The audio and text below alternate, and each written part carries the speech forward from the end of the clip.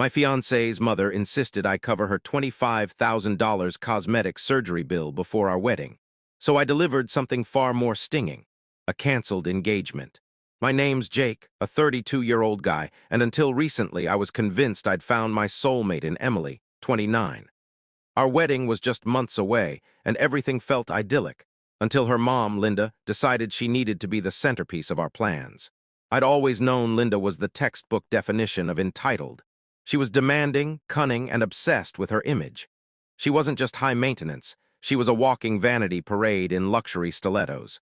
From the moment Emily and I got engaged, Linda had an opinion on everything: the venue, the guest list, even the table centerpieces. She once suggested I wear a suit that complemented her outfit so we'd look harmonious in the family photos. At first, I let it slide. Typical mother-in-law nonsense, I thought, but I was wrong. One night, as Emily and I finalized our wedding budget, Linda showed up uninvited. She waltzed into our living room clutching a sleek binder, like she was pitching a corporate deal, and plopped down like she owned the place. "We need to discuss something critical," she announced with her trademark artificial grin. Emily and I exchanged a wary look. Linda only called things critical when they served her own interests. She slid the binder across the table toward me. "This is a vital wedding cost, and I expect you to handle it." Curious but already suspicious, I flipped it open. My heart sank. Inside were pamphlets for an elite cosmetic surgeon, a detailed cost breakdown, and a $25,000 invoice with my name on it. I let out a sharp, incredulous chuckle. "Linda, what is this?" She tilted her head, acting offended. "It's my pre-wedding refresh. A little facelift, some fillers, maybe a body contour. I can't look worn out or frumpy in the photos. People might mistake me for your mom instead of Emily's." I blinked, stunned. Was she for real? "Hold on," Emily said cautiously. "Mom, this isn't part of our budget." Linda dismissed her with a wave like she was swatting a bug. "Jake can cover it. He's already dropping thousands on the wedding. What's another $25,000? I shut the binder and pushed it back. "Linda, this is absurd. I'm not funding your plastic surgery." Her smile vanished. "Excuse me," I held firm. "I'm marrying Emily, not financing your vanity project." Her eyes narrowed and she scoffed. "So you're stingy now, after everything I've done for Emily?" I glanced at Emily, expecting her to shut this down, but she stayed quiet, twisting her fingers, avoiding my eyes. That's when the alarms went off in my head. Linda wasn't the issue, Emily's silence was, and I had a sinking feeling this was just the start. Linda's expression turned sour when I didn't cave. "You don't get it, Jake," she said, her tone laced with superiority. "This isn't just for me, it's for Emily. How would it look if her mother showed up looking old and haggard next to her glowing, youthful daughter? People would gossip." I leaned back, arms folded. "They'd gossip more if they knew my future mother-in-law tried to strong-arm me into paying for her surgery." Her face twitched with anger. "This isn't strong-arming. It's an investment in our family's reputation." That was my breaking point. "Linda, let me be clear, I'm not paying for your surgery, end of story." The room fell silent. Then Linda smirked and turned to Emily. "Sweetheart, explain to him how important this is. Tell him it's part of the wedding costs." I looked at Emily, waiting for her to back me up. Instead, she hesitated, then sighed. "Babe, it's not that wild. I know it's a lot, but it's just money. You earn well, and this would mean so much to Mom." My stomach churned. "Not that wild," I echoed. Emily gave me a guilty look, the kind people use when they know they're wrong but won't admit it. "It's a lot, sure, but it would make her happy. It's just a one-time thing." Linda, emboldened, jumped in. "Exactly, even Emily gets it. It's a small price to pay for family, Jake. For family." The words sent a shiver down my spine. Suddenly, I saw the future clearly. This wouldn't end here. Today, it was surgery. Tomorrow, it'd be covering Linda's shopping sprees. Next year, it'd be funding some extravagant trip I didn't sign up for. And Emily. She'd always be under her mother's thumb, excusing her demands, expecting me to keep paying. I'd never escape. I took a deep breath and turned to Emily. "Let me ask you this. If my dad demanded you pay for his new hair plugs as a wedding expense, would you?" Emily frowned. "That's not the same." "How?" She stumbled, but Linda cut in sharply. "Because your father doesn't matter." "That's how," I let out a dry laugh. "Wow, you really said it out loud." Linda's face flushed with rage. "Jake, stop being childish, it's just money. If you can't prioritize family, maybe you don't belong in ours." And that's when it hit me, she was right. I didn't belong in their family. I stood up. "You're absolutely right, Linda. I don't think I should marry into this mess." Emily's head jerked up. "What?" I faced her, my heart racing. Emily, I love you, but if you think it's fine for your mom to demand thousands of dollars from me like it's nothing, we've got a serious problem. Emily's face twisted with panic. Jake, don't do this. It's not a huge deal. We can work this out. No, Emily, I said. We should have worked this out the second your mom made this ridiculous demand, but you didn't stand up for me. I exhaled slowly. I can't do this. I won't. Linda gasped dramatically. You ungrateful. I cut her off with a raised hand. Save it. You're not my issue anymore. I slid the engagement ring off my finger and placed it on the table.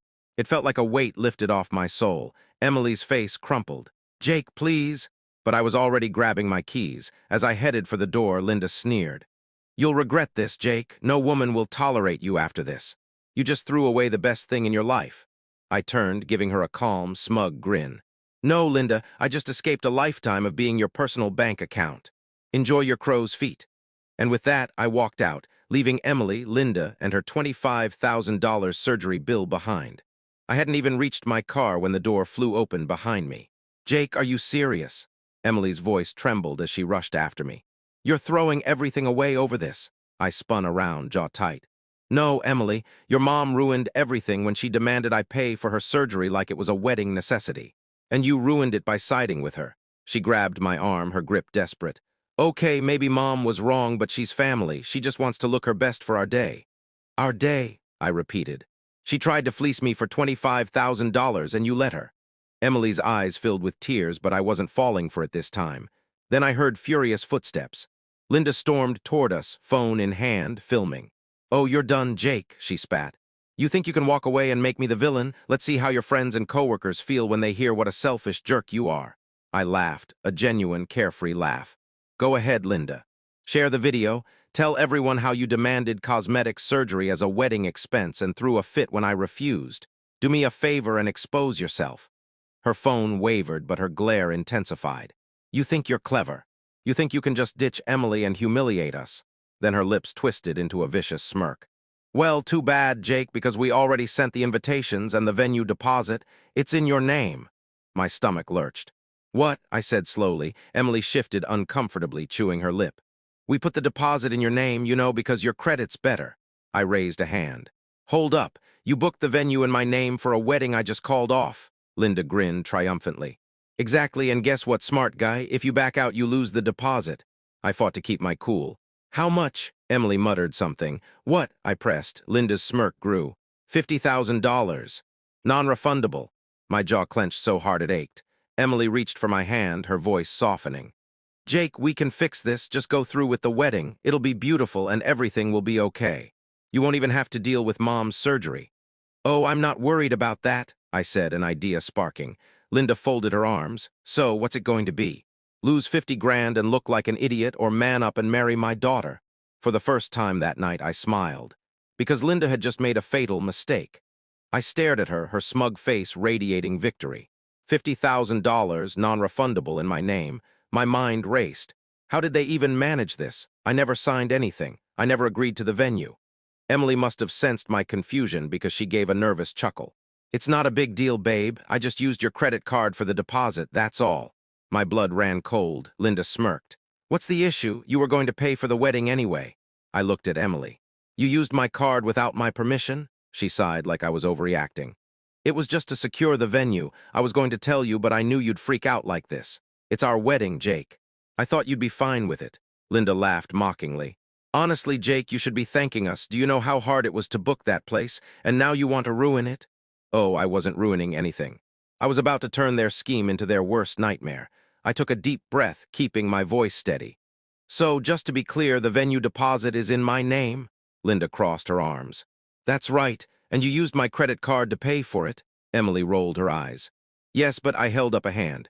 One last question, who signed the contract? Linda's smirk faltered. Emily swallowed hard. I did. Jackpot. I gave a slow, deliberate grin. So you used my credit card to book a venue in my name, but you signed the contract. Emily nodded hesitantly, realizing she'd walked into a trap. I pulled out my phone and opened my banking app. Well, this should be interesting. Emily's face paled. What are you doing? I glanced up, smirking. Disputing the charge. Since I never approved this payment, it's fraud. And since I didn't sign the contract, I'm not responsible for the deposit. Linda's smugness evaporated. You can't do that, I shrugged. I just did. Emily lunged for my phone, but I stepped back. Jake, no, you can't cancel it. The venue won't refund the money. I grinned wider. That's your problem, not mine. Linda's face turned crimson. Do you know how humiliating this will be? We'll lose the venue. People already got the invites.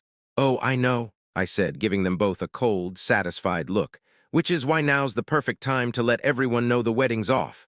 Emily gasped. You wouldn't. I pulled up our wedding website, clicked Update Event, and typed, this wedding is canceled due to financial misconduct by the bride and her mother. Sorry for any inconvenience. Then I hit Publish. Emily let out a horrified scream.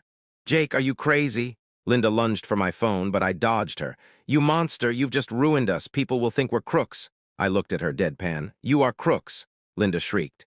You can't do this. I turned and walked to my car, feeling lighter than I had in months. Behind me, Emily sobbed uncontrollably and Linda kept screaming, but I didn't care. They'd tried to trap me with manipulation and money, but they'd only trapped themselves. Now Emily had to explain to everyone why the wedding was canceled. Linda's dream venue would soon demand the rest of the $50,000. And the best part? The fraud dispute would likely be investigated, potentially tanking Emily's credit and blacklisting her from future bookings. Good luck explaining that one, sweetheart.